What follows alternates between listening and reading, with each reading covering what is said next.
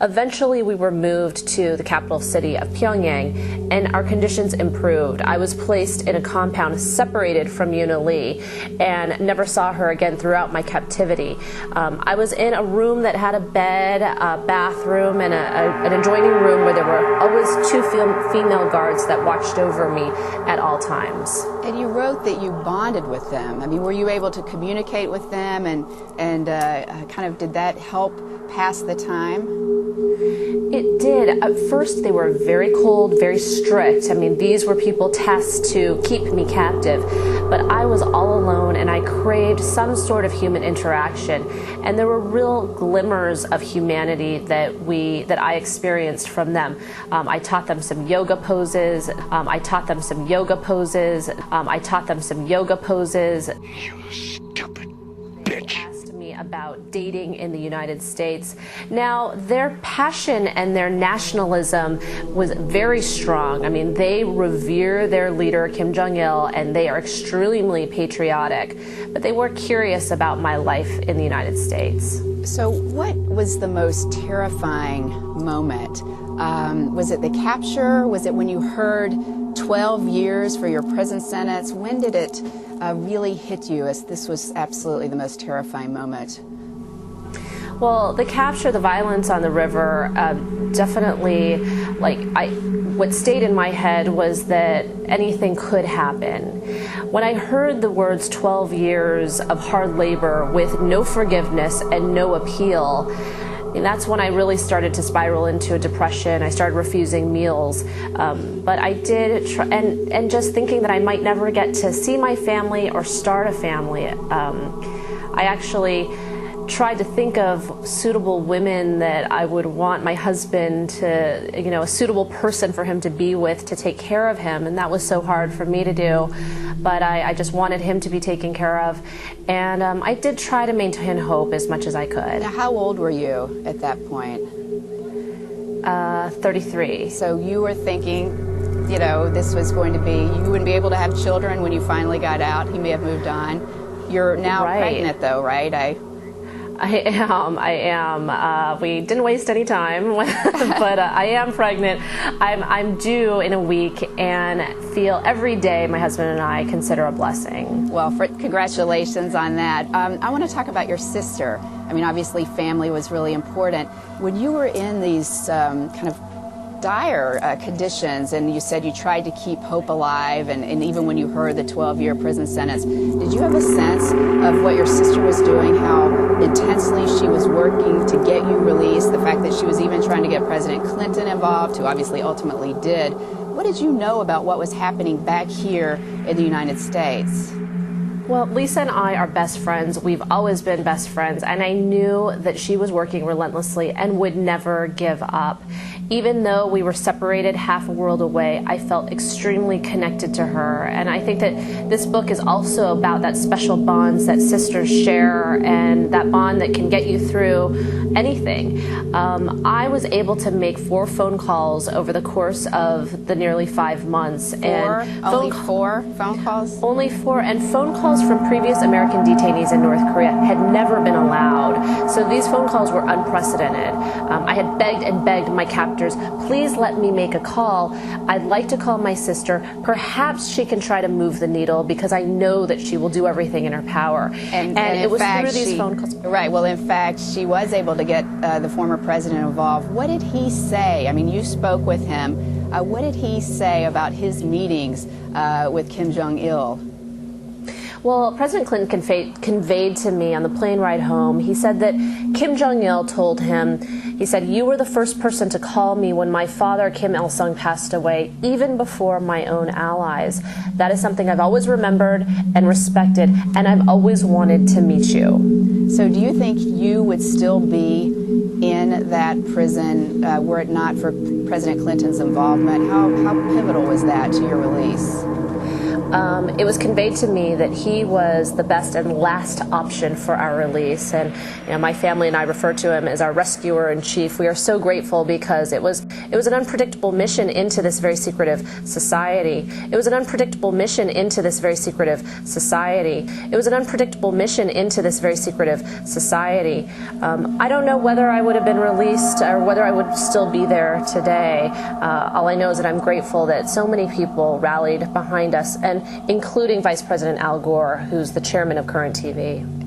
And finally, I just the last question, and again, thanks for being with us. But as you know, some human rights groups were kind of upset that they felt some of their efforts, the safe houses you mentioned, had been exposed. Do you have any remorse for that, or do you think that was something that you may have put others in danger?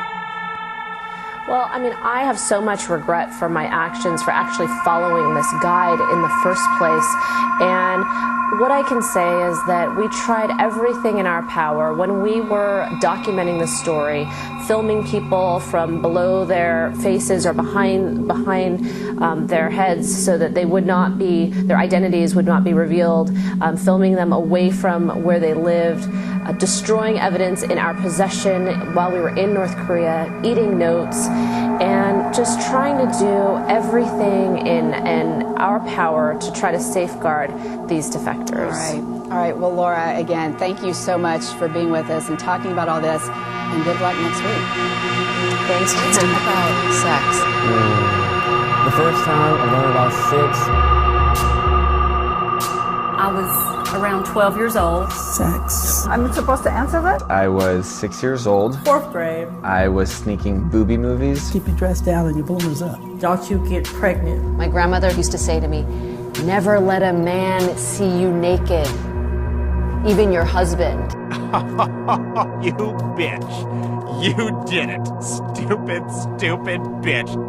Sex in America. Don't smoke, don't drink. Why not don't have sex until you are in a mutually monogamous, committed relationship? We police it. Do you believe that not disclosing one's HIV status should be a criminal offense? We shame it. Guys that have had sex, like, awesome. And then if you're a girl, it's like, oh gosh, she's had sex. How many did your gaping take before becoming HIV infested? Ugh. Our rate of teen pregnancy is the highest in the developed world. What do teenagers do for fun out here? there's nothing for teens to do here. And our nation's STD rates are through the roof. We publicize it and we promote it, but we don't talk about sex. I know what happens when you don't have comprehensive sex education. I was 16 years old the first time I learned about sex, and I got pregnant. It's time to have the talk. What is the correct way to put on a condom? Do you think most parents know that you talk about things like cunnilingus? This is our movement, our people. It's more than liberation, it's a necessity. What is sex? People have been hooking up throughout humanity. It's controversial.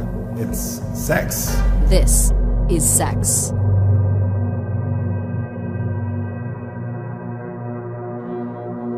Bullshit. Hi everyone, I'm Lisa Ling. And I'm Dave Saldana in Austin, Texas. Today we're going to do something a little different. We're going to have a Channel 1 student who anchors the news in his school help us out with Channel 1 on satellite. Dave, you're the first one. You ready for this? Well, I hope I don't embarrass Reagan High too much. Don't worry, you will. Just kidding. Channel 1 for Friday, October 1st is next.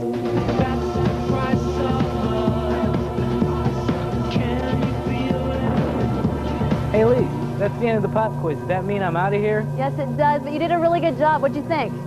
That was great. I had a blast. Okay, good. Then we might just do this again.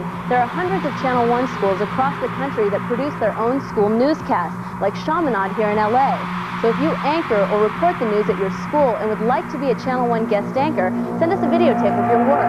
Put a tape in the mail to Student Anchor, Channel 1, Box 74911, Los Angeles, California, 90004. We want to see those tapes, so get them in here fast.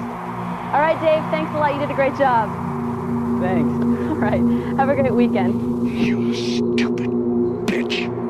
I grew up in a little community outside of Sacramento, California called Carmichael. It was a completely non-diverse community. Our family was one of the only Asian families in the entire community.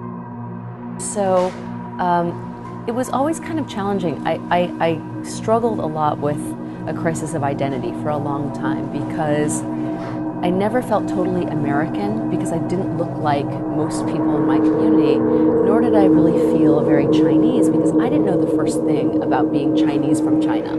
And so it wasn't until much later that I realized being Chinese American was a totally distinctive group altogether. But my parents got a divorce when I was 7, my sister was 4. We didn't have a lot of money. Because my family struggled with money, I became ambitious very quickly, and I vowed to be able to emancipate myself very early on because I just didn't want my parents to have to struggle anymore. I auditioned for a teen magazine show when I was 16 years old called Scratch, and hundreds of high school students came to audition, and miraculously I was chosen as one of the 4 hosts. And that was my first entree into the television business. And because it was produced by a local news affiliate, I begged them to allow me to intern. But that was sort of my first foray into TV. I also thought at that time, if I can get on TV, I can maybe one day have a better life. Hi everyone, I'm Lisa Ling. And I'm Dave Saldana in Austin, Texas. Today we're going to do something a little different. It wasn't until I turned 18 and I auditioned for a news program called Channel 1 News that my life totally changed. This was a show that was seen in middle schools and high schools across the country. And it was a news broadcast, but they would hire young people to be correspondents on the show. This show sent me all over the world. It sent me to cover stories in Afghanistan, in Algeria, Iran, Iraq. And I was covering the Civil War in Afghanistan when I was 21 years old. And it was through that experience at Channel 1 that propelled me to want to become a journalist and to continue pursuing journalism. So I worked at Channel 1 for 7 years, during which time I traveled to dozens and dozens of countries. And for me, that opportunity to travel was something that really changed my life. It made me a smarter person. It made me a more well-versed person, and ultimately it made me a better person. And I know that there's a lot of stress right now amongst young people about the job market. But I'm convinced that if you spend time overseas or outside of your comfort zone, you will not only have better opportunities, but you'll become more marketable because your dialogue and your ability to expand the dialogue will be enhanced. But then I got to a point in my career when I wasn't feeling fulfilled. Like when I was doing The View, it was an amazing, amazing opportunity. And I had so much fun doing that job. And I learned a lot, but I didn't really feel as fulfilled as I did when I was out in the field, you know, reporting on people's stories and being immersed in different cultures. So when I decided to leave The View and move to National Geographic, it was a decision that really shocked a lot of people. But my heart has always been in the field, and I'm happiest when I'm in the field. I'm much happier when I'm with a family that is struggling through homelessness or drug addiction because I'm learning and my world is expanding. I know that I'm doing a show that's making people think, that is meaningful, and that in some cases is giving people hope. So I make lunches for them, and I do what I can for them. For me, if I have a chance to do work that is meaningful, I'm going to continue to seize it because life is short, you know, and if you can really provoke people to think, that's something that I really value. I used to travel to China almost every year when I was reporting for Channel 1. I lived in China in 1994. I was in a foreign language program. It was mildly successful. But I'm fascinated by China. If it wasn't for my mom and dad, I bet I'd still be in the orphanage. And China's Lost Girls, the episode that I shot when I was with National Geographic, was definitely one of the most meaningful shows I've ever done. The Chinese government allowed our cameras to be the first television cameras to follow an American couple to China to adopt their Chinese baby girl. And it was such a fascinating experience on so many levels. You know, so many thousands of little girls and baby girls have been abandoned in China as a result of the one-child policy.